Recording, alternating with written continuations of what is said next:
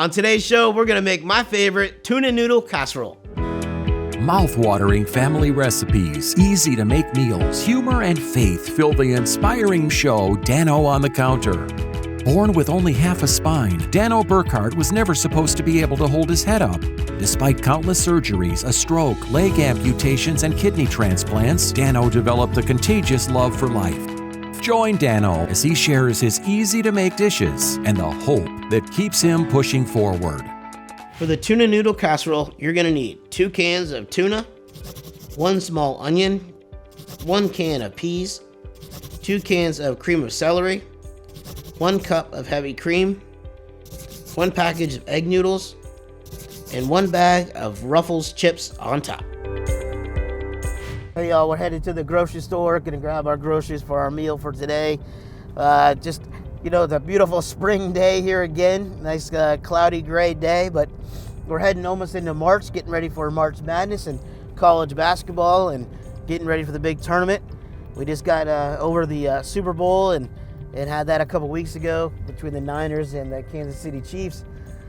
Spectacular game. I was really rooting for the Niners, really hoped that they were able to pull it off, but there's no stopping Patrick Mahomes. He's an unbelievable gamer, and you know, they give them the ball. It's just he's gonna find a way to win the game, and he definitely proved that again this year. So you know, hey, it was a great game. Finally had a good game in overtime. You know, it's been a while since that has happened, but it was exciting to watch. And now we're getting ready for basketball, and Penn State kind of on the crust there. Just had that win against number 12 Illinois here the other week.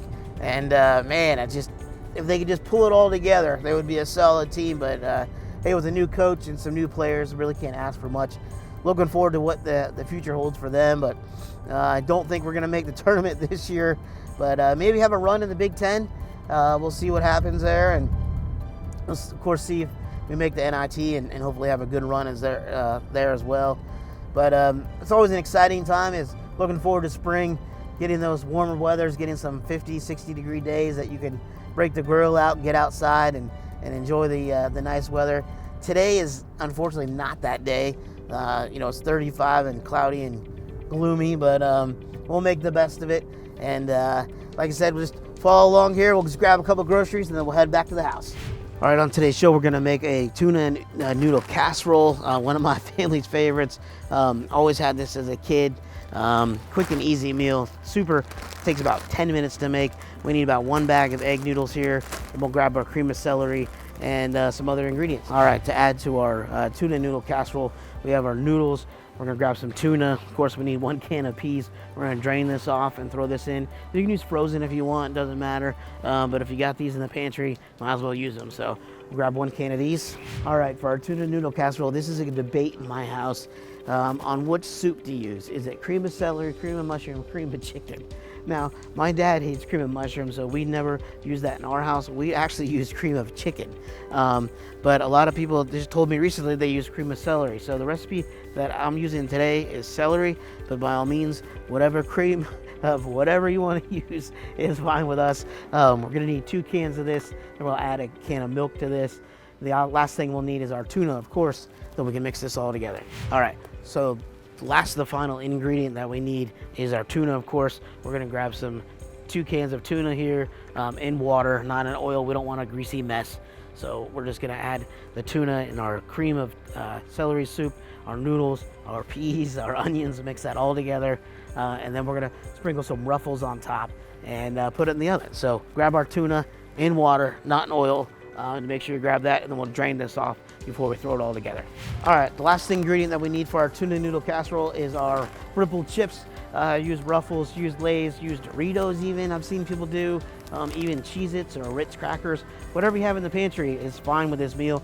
You just need a little crunch there at the end. You're gonna put it on top before you put it in the oven for about 40 minutes, 35, 40 minutes there. So we'll grab Ripples, and if you're gonna have them left over, grab an extra bag, because you're gonna want that crunch back, because they'll get soggy once you heat it up. So grab a bag of these and then grab an extra bag for the leftovers. All right, so we have all our ingredients here for our tuna noodle casserole. We have our chips, we have our tuna, we have our noodles, we have our cream of celery. So we're ready to check out, head to the house and start cooking. Let's go. For generations, Dick's Home Care has been providing the best equipment and service for patient care at home. Breathe easier with oxygen from Dick's Home Care. Oxygen concentrators give you a continuous oxygen supply at home. Oxygen cylinders supply oxygen without power. And portable oxygen frees you to go. Dick's Home Care technicians will set your oxygen up and make sure you know how to use it. Call the leader in home medical equipment, Dick's Home Care. Made by Vogel is a father and son business that produces high-quality handmade wooden products such as cutting boards, bowls, bottle stoppers, and more.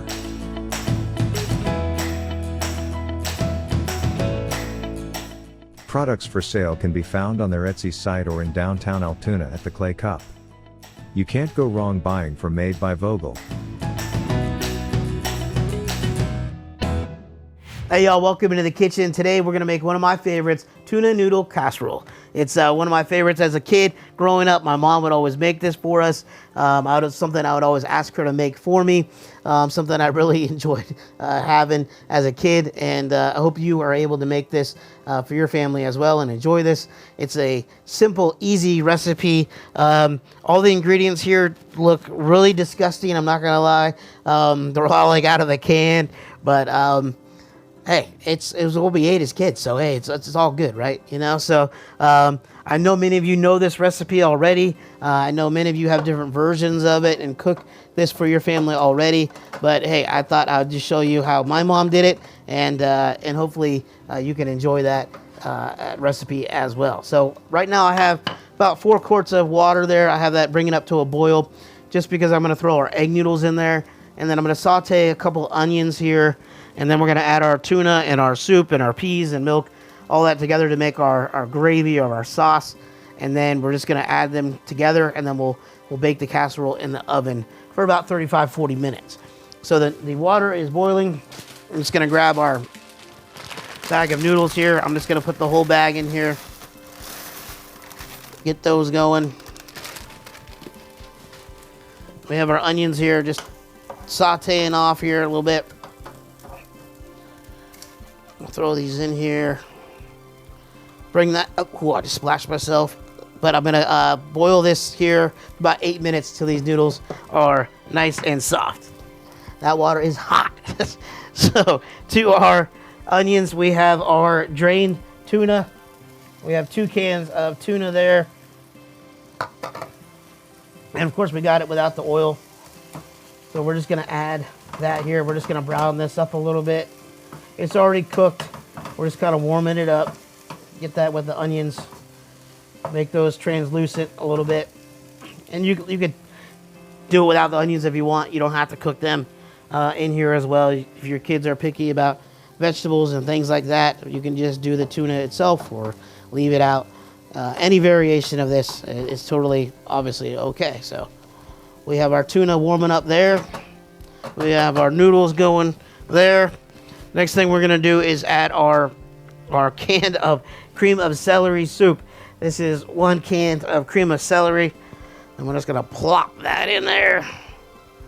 Doesn't that look yummy? All that yummy preservatives and sodium. It's great. So we're just gonna heat that all up. Mix that together. Those onions are already pretty well cooked. Gonna mix that together. Then we're gonna add our 2nd can of cream of celery soup. And like I said, most people do cream of mushroom, but you can do cream of mushroom, cream of chicken, anything really that you want. But this was one of my favorites. This was something that my mom would always make for us kids. Something easy, of course, but my mom ran a daycare in our home as kids, and this was something that, you know, if she had a lot going on, she could whip this up in, you know, about a half an hour, and it was delicious. We all loved it. So I grew up eating it. We still make it today, and hopefully you're able to try it as well. Let me know if you eat this as well in your house, because I know when I was talking about this recipe at work, everybody was talking about how they do this as well. So we have our noodles there going. We have our soup going. Now to that soup, we're going to break this down a little bit with about a cup of milk.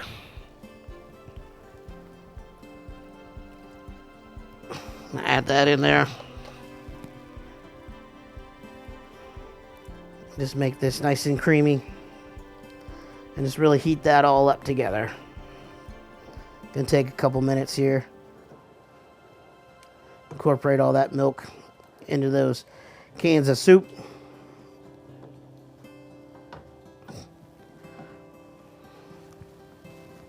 And then we'll add our peas to that as well. I'm just gonna heat this up. And I mentioned in the store about eating this leftover. I'm not a huge fan of leftovers as it is, but if I was gonna eat this leftover, I would take more chips and add them to the top after I heated it up. If you microwave the chips, they're just gonna get soggy and it's gonna be a mess. Noodles aren't really one thing that are really good, I found, that are good warmed up or left over, but by all means, you're gonna have plenty here. You're gonna definitely be able to feed the whole fam and have some leftover. So, by all means, if you want to, you can eat this leftover as well. But it's just so easy. Why spend all night trying to make something? Just make a quick and easy meal. Kind of like a hamburger helper, tuna helper deal. Pretty easy. So now that that's all warmed up here, I can see it kind of bubbling there. I just have 1 can of peas. You can use frozen peas if you want. We just took 1 can and I drained them off. I'm just gonna add them as well. Now you can skip this if you want. If your kids don't eat peas, like I said, or anything like that, you could bag the vegetable part of this whole thing if you want. But that's totally up to you. But I don't know. It's just something that has always been part of this casserole. I don't know where it came from. I don't know who thought of this. It's really kind of crazy, and I don't know the history of it actually at all, but I just know as kids, and if you grew up in the 80s, you probably ate this at some point. So our family had this on many occasions, but I thought I'd share it with you guys today. So we have the soup going here. We have our milk, our onions, and our tuna, and then we have our noodles here going. We're just going to wait for these to boil, and then we're going to put it all together in our casserole dish. All right, so we have our gravy mix here basically with our tuna, our peas, and our onion, and our celery soup. We have our noodles here that are done cooking. We just drained those off. Now we're going to just combine the two. I'm just going to take our skillet and dump these on our noodles. Slide all that in there. As much as we can in there. Looks good. And then we're just gonna mix all this together.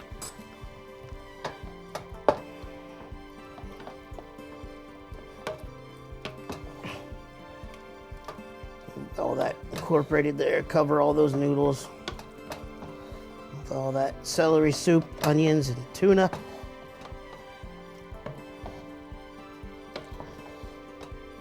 It's looking good.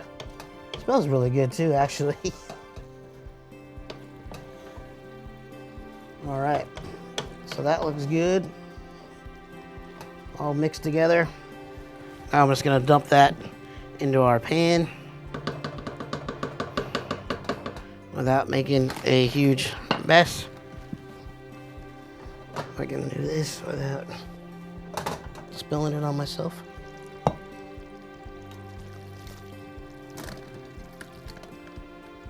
Smells exactly how I remember it as a kid. Those peas and onions, so spread all this out in our casserole dish. Looks pretty good.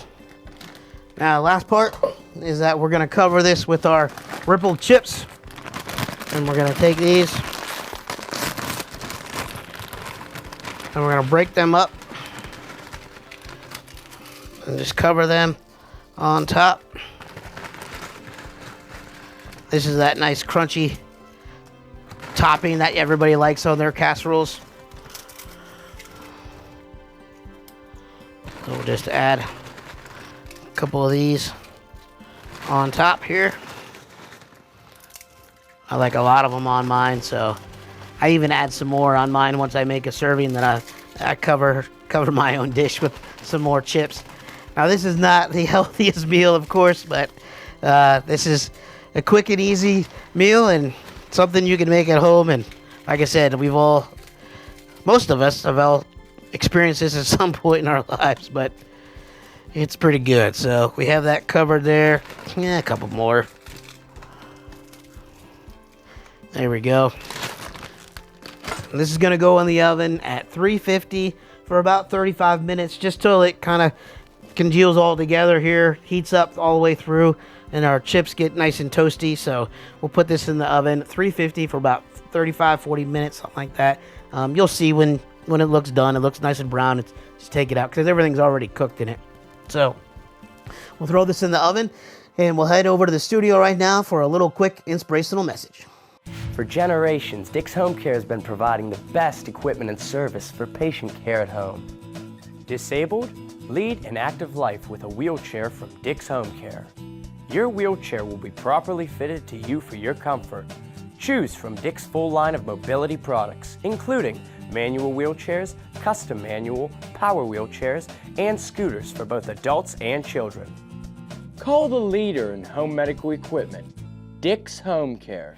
Hey y'all, welcome to the studio today. Today I just want to give you a little word of encouragement, a little fill-in on what's been going on in my life. I think that's one of those things I enjoy about this show, is that I'm able to talk about myself and talk about what's going on in my life, and hopefully encourage you in your life and your faith and what's going on. When we first set out with this show, it wasn't really going to be a Christian or faith-based show. It was just going to be something inspirational. But as things have gone on, and it's really hard to talk about my life without talking about my faith. It's just one of those things that go hand in hand. And people always ask me how I get through those tough times and get through things in life, and it's because of my faith. That's the only thing I have. I can't say that it's like one person in my life. Of course my parents helped me get through a lot by encouraging me, and my family, my brothers and family, of course. But if I didn't have my faith, obviously I wouldn't be able to get through anything. And I learned that at a young age. My dad always says that I was wise beyond my years because some of the things that I've gone through that most people may only experience once in their life, and not have to go through 50 surgeries, or 50 different serious operations or things that are going on, or problems, or what's going on in my life. But I was reminded the other day, I went out to Pittsburgh, and as many of you know, I've on my second kidney transplant now, and I go out to Pittsburgh about every 6 to 8 weeks and get some work done out there, and I call it going into the shop and getting a little tune-up, and they'd run some tests and everything and kind of see how things are going, and order some new testing, and just keep an eye on things so we know how the kidney's doing and what the function is and how that all is working out. But I was out there the other day, and I was talking to the doctor there, and we were talking about what to expect and what things are coming up, what new technologies are there for kidney transplant. And the surgeon there was like, I'm sorry, Dano, there hasn't been anything new and exciting coming out in the way things are going with transplants. They're not really advancing stem cells like they thought they were going to, or you're not growing kidneys in jars yet or anything like that. And I was kind of bummed out, and we were talking about the long plan here, the how things are going to go in the future here, and the longevity of a kidney. And I don't know if many of you know this, but kidneys usually only last about 20 years. If you get 20 years out of a kidney, that's pretty darn amazing. Most of them don't even make it that long. And we were talking about what are the things to look out for, and what things can go wrong, and what to kind of see, in labs, or how you feel that might be triggers that something might be going wrong. And they said, gave me a couple examples, and I was like, oh, okay, I'll keep an eye out for that. And I'm sitting there, and I'm like, well, 20 years, and I'm like, well, I'm about 4 years into this now. In September, I'll be on finished my 4th year there since my transplant. And I'm like, man, I'm pushing almost a quarter of the way through how this kidney is, and really, I hadn't really thought about it, and you don't think about it when you're feeling good and everything is going really well. That hey, I might be back on dialysis at some point, and I might not be feeling good or this good any longer, And I remember what a struggle it was to get this kidney, and taking 3 years of dialysis and not feeling well and not able to travel as much and do things that I wanted to do. And if you know me, I'm always jet setting off to South Carolina or Florida or Vegas or something. There's always something going on. I'm always trying to get out of town and go do something. But when you're on dialysis, that really slows you down. In your diet and everything else, that you have to watch.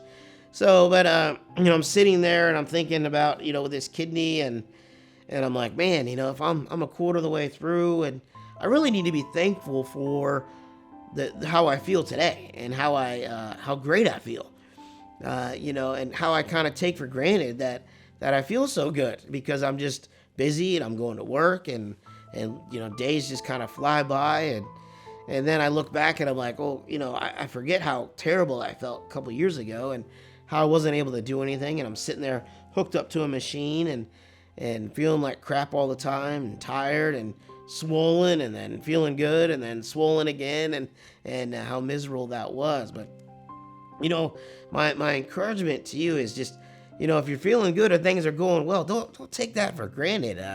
Make sure that you're thanking God for those good days too. We always seem to run to God when things aren't going well, and how things are going bad. We get a bad test result, or going through a struggle financially or whatever. We're like, okay, where's God in this situation? Where are you? You're never gonna leave us or forsake us, but where are you? How am I gonna get through this tough time? But but things are going well. We need to remember that God is with us too, and be thankful for what God has done for us. Every day that we get out of bed and we're able to go to work, that's a great day, folks. That's something that a lot of people aren't fortunate enough to do. My dad always used to say to me, he goes, you're lucky that you get to go to work. You're fortunate that, hey, you get to go to work today, that somebody, is paying you to do a job. There's a lot of people out there struggling, and there's a lot of people out there that, due to their health, they can't go to work. I have a coworker right now that's going through a battle with cancer right now, and she's not going to be able to come back to work probably for 6 months, but 5 months ago, when she was feeling good, I don't, who knows what, she didn't think that she was going to be in the hospital, a couple months down the road. And we don't know that. We don't know what the future holds. We don't know what God's plan is for us. We don't know what's going to happen tomorrow. We could get a bad test result. We could, wake up and just have a sore shoulder or a stomach ache that turns into something. Or, we find out that a relationship is not what we thought it was, and we're heartbroken, or a divorce, or what have you, And so when things are going well, I'm not trying to get everybody bummed out here this morning. My encouragement really is that we need to be excited about feeling good and doing things, and feeling good, and be able to do the exciting things that we want to do, be part of other people's lives, and hang out and go on trips and do those things. That God is there for us in those good days too. He's there to encourage us, and we're there to encourage others. We're living this life as a Christian, and we're sitting at home doing nothing. What are we doing? Why aren't we out sharing the gospel and saying, hey, look at what God has provided for me. Look at what God has been able to bring me through, and what God is and blessed me with. Why are we not sharing those good things all the time too? Yes, we're so good about sharing about, hey, we need struggles, we need prayers, but hey, why are we not praising God all the time for those good days? That's something that, when you go through something like that and you get kind of a reality check of what's going on, you're just like, oh, I need to wake up. I need to be thanking God every day that I feel good and that I'm able to do the things that I'm able to do. Remember those things that you went through, that God's brought you through, that those are the things that build your faith and help you share with others that, hey, I've been through this. I can help you. Look at what God has done in my life. It's not because of what I've done, but it's what God has done through me. So my encouragement when this all boils down to today is that be thankful for what you have. Don't take life for granted. You never know what's going to happen tomorrow. Trust God that he's going to provide for you when you do have a need, but be thankful for what he has already provided for you, what he's blessed you with. Remember to thank him for those times as well. So I encourage you today to thank God in those times, the good and the bad. Take him with you wherever you go. He's going to be with you. All you have to do is reach out to him. So I hope that's an encouragement to you, and let's head back to the kitchen and enjoy some awesome food. Does tax preparation overwhelm you? Do you want assurance that your taxes are done right? Do you want to ensure that you're getting your maximum refund? Let me tell you about the New Life Worship Center Tax Ministry. This ministry began over 14 years ago, and in their first year, they helped 2 people with their taxes. The second year, they increased to around 100. Since then, they've grown to a 25-member team of volunteers from around the world. The creator of this ministry, Scott Seifer, began tax preparation in the Air Force, and H&R Block equipped him to oversee his thriving ministry. Over the years, they have helped 7,100 people receive a total of more than $10 million in tax refunds, and all that is asked is a $30 minimum donation. We encourage you to take advantage of this ministry opportunity. Contact them at 814-215-1933 for more details. For generations, Dick's Home Care has been providing the best equipment and service for patient care at home. Disabled? Lead an active life with a wheelchair from Dick's Home Care. Your wheelchair will be properly fitted to you for your comfort. Choose from Dick's full line of mobility products, including manual wheelchairs, custom manual, power wheelchairs, and scooters for both adults and children. Call the leader in home medical equipment, Dick's Home Care. Hey, welcome into the dining room here. We have the crew. We have Troy and Chow sitting down to try Troy's favorite. A little inside joke here. Troy is not a fan of tuna. Not a real big seafood eater, right? No. But he's willing to try this and let us know what he thinks. So be prepared if his reaction is not his normal reaction to this tuna casserole. But Chow, you've had this before, yes, so sir. All right. So let's dive in here and see if we did Mama proud here, 1980. Troy's a little hesitant.